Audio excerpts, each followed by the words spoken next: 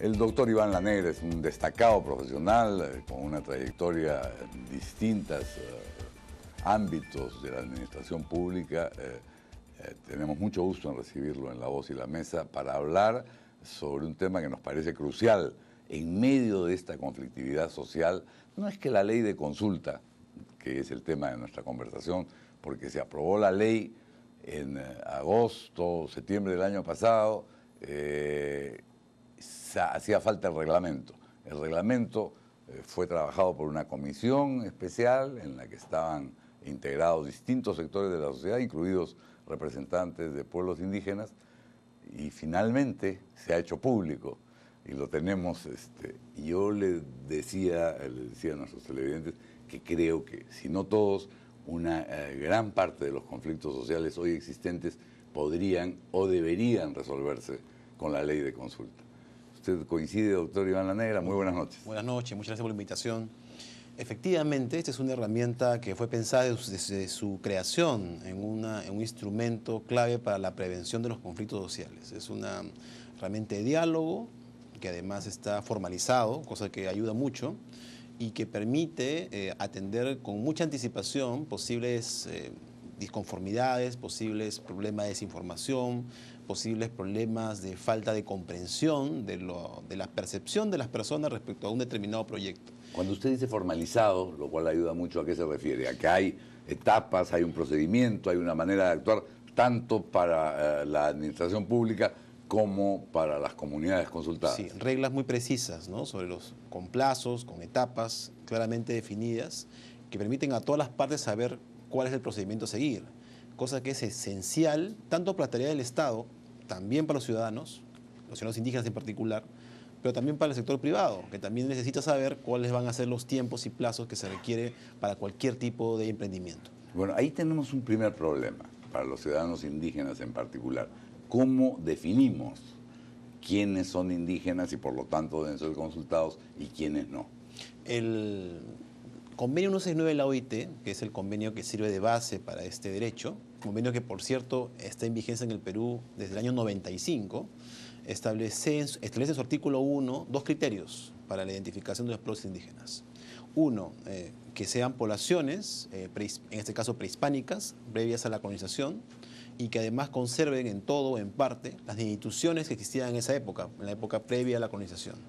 Ese es el primer criterio, se llama criterio objetivo además. Y un segundo criterio que es la autoidentificación, es decir, el pueblo indígena se identifica él mismo como un pueblo indígena y por lo tanto se reconoce ante los demás con esta característica. Cuando estos dos elementos están presentes, entonces ese pueblo indígena está claramente, cumple con estos criterios y por lo tanto es calificado como tal. Y el ámbito geográfico, ¿cómo definimos cuál es el ámbito geográfico que afecta, por ejemplo, un proyecto como Conga?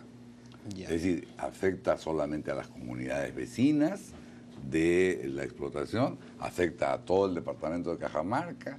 ¿Afecta a Celendín? ¿Cómo se define el ámbito geográfico? Hacemos un ejemplo hipotético, ¿no? Si, por ejemplo, existe un proyecto de hidrocarburos que se desarrolla en la Amazonía y este proyecto implica, por ejemplo, el uso de bosques naturales y estos bosques, por ejemplo, que aunque no son parte de la propiedad privada del pueblo indígena, sí son bosques que se utilizan tradicionalmente para obtener madera, para obtener animales de caza, para obtener material para las viviendas, inclusive medicinas, árboles medicinales. Entonces, evidentemente, si eso es afectado por el proyecto, se requiere hacer una consulta porque estaría afectando un derecho colectivo del pueblo indígena.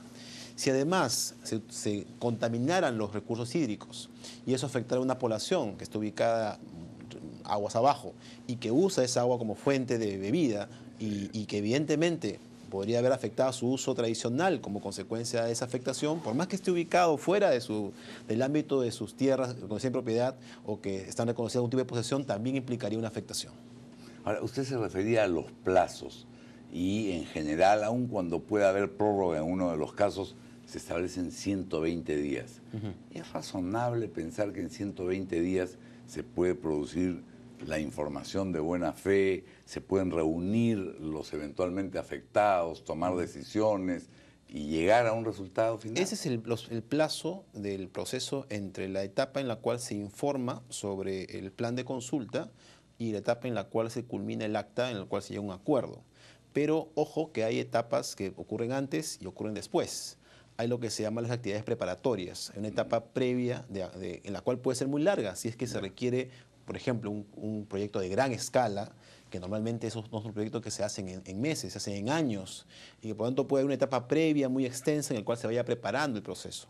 Y luego cuando se llega a esa etapa de los 120 días, ya hay avanzado muchos detalles que permiten avanzar en ese tema con total eficiencia en el uso del tiempo. Y después, en el momento que se firme el acta, todavía queda un tiempo hasta el momento de la decisión, que es la que finalmente toma la autoridad para hacer todos los ajustes finales. Independientemente del resultado de la consulta, es decir, no es vinculante, me refiero. La autoridad puede tomar una decisión contraria al deseo, por llamarlo de alguna manera, del pueblo consultado, porque considera que el interés general y el bien nacional está por encima. Sí, pero tiene que ser una decisión que no sea arbitraria. No, claro. Es decir, tiene que ser una decisión basada en razones y, en segundo lugar, tiene que respetar la Constitución, los derechos fundamentales y derechos colectivos de los pueblos indígenas. Si cumple con esos criterios, efectivamente el Estado puede dictar la medida. En realidad, ¿por qué sectores indígenas que en su momento aplaudieron la ley, durante el proceso en que se elaboró el reglamento, ahora comienzan a criticar no solo el reglamento, sino la ley que le da origen? Sí, hay que entender también el sentido de la crítica, porque sí es cierto que muchas organizaciones indígenas plantean modificaciones a la ley, es decir, hacer cambios en la norma. Y esa ley de consulta, como cualquier otra ley, es perfectible. El Congreso podría decidir revisar sus artículos, hacer mejoras. Lo razonable es que eso lo hagamos cuando ya empecemos a implementar la ley para ver cuáles son los problemas que se producen y ahí ver dónde se requieren cambios. Pero lo que están diciendo es algo aún más grave. Están diciendo que la ley es contraria a la Constitución, que es contraria al Convenio 169.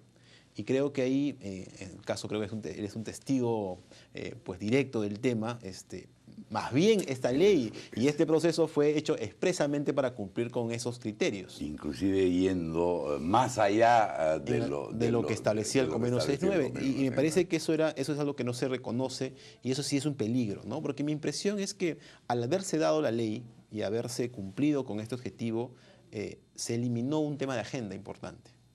Y ahora quiere volver a crearse un tema de agenda, pero en realidad poniendo en riesgo un avance importantísimo para los propios pueblos indígenas, que son finalmente el objetivo de esta ley. Porque inclusive hay quienes dicen el reglamento de la ley de consulta debió ser consultado, sí, pero han participado. Ese es otro tema.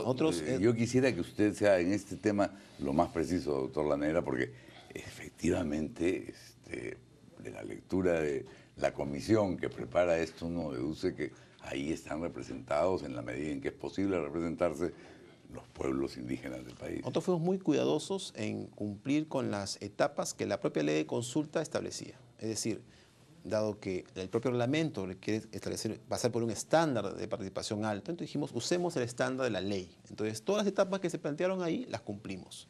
Desde luego, y eso también es público, 4 organizaciones que son las que dicen que ahora la ley es contra la Constitución, se retiraron por esa razón y dijeron que no podían reglamentar una ley que ellos consideraban contraria a sus derechos.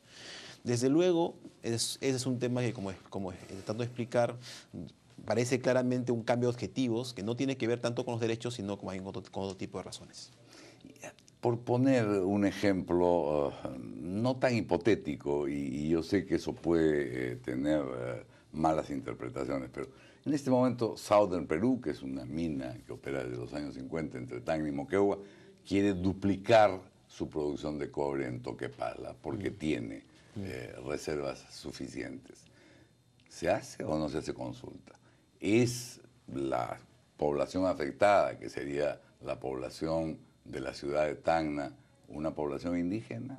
¿Lo es porque hay todavía algunos pobladores originarios y hay apellidos tacneños que son tacneños desde antes de la conquista, o porque han migrado muchos aymaras a Tacna? ¿Qué sucedería en un caso así? Sí. Hay que distinguir entre el origen indígena de la población y la existencia de pueblo indígena, porque el origen indígena de la población en el Perú es casi todos. Todos. Es decir, todos tenemos algún tipo de vínculo con población indígena. En mi caso, hasta mi segundo apellido es Quispe, así que probablemente yo también será parte de la población consultada. Pero ese no es el criterio del convenio CES9. Lo que identifica el convenio es la existencia de una cultura diferente.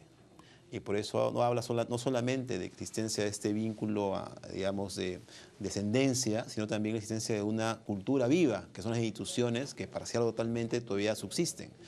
Entonces, eso además, ese es el elemento que justifica un sistema especial de diálogo intercultural.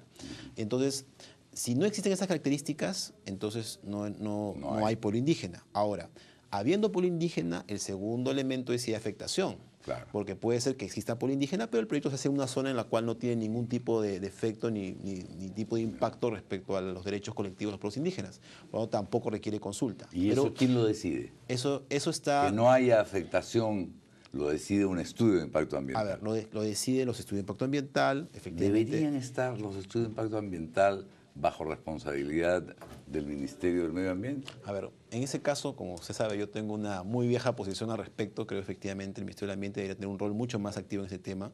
Ahora es un tema de gobierno que tiene que ser discutido con los demás ministerios, pero creo que el elemento clave es fortalecer el instrumento. Ese es el primer paso. O sea, el Instituto Ambiental tiene que ser efectivamente fortalecido.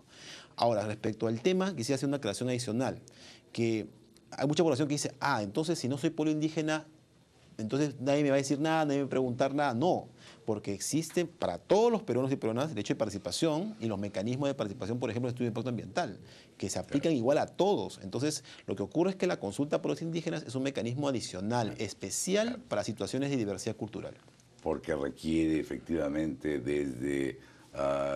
intérpretes, requieres un mecanismo de un enfoque intercultural especial. Que permita entender también cuál es la cosmovisión de ese pueblo al que se está consultando. Y además porque los criterios de valoración son diferentes. Lo que para nosotros puede parecer lo mejor, quizás entendiendo las perspectivas culturales, para el otro no.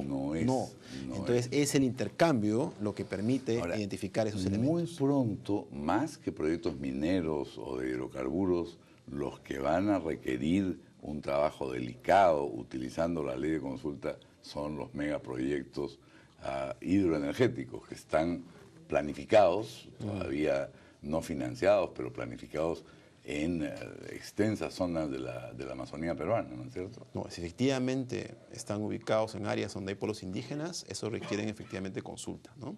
Y eso es una garantía que estoy seguro no solamente tiene que respetar, sino que va a ser un elemento esencial de cualquier discusión al respecto. Yo me imagino, doctor Lanegra, que usted tiene que haber pensado cuál será el primer caso en donde esto va a ser aplicado, porque ese primer caso será emblemático y los resultados que tenga nos mostrarán al resto del país cuán importante era consultar, cuán importante era explicar, escuchar y ser escuchados, dialogar.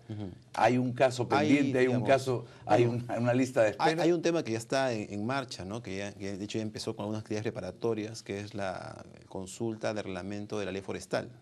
Que además fue un tema muy importante. Que se inició de alguna manera en el Congreso por iniciativa de algunos congresistas tratando de poner en práctica la consulta todavía no reglamentada. Así es, por ahora ya está, entonces ese es un tema.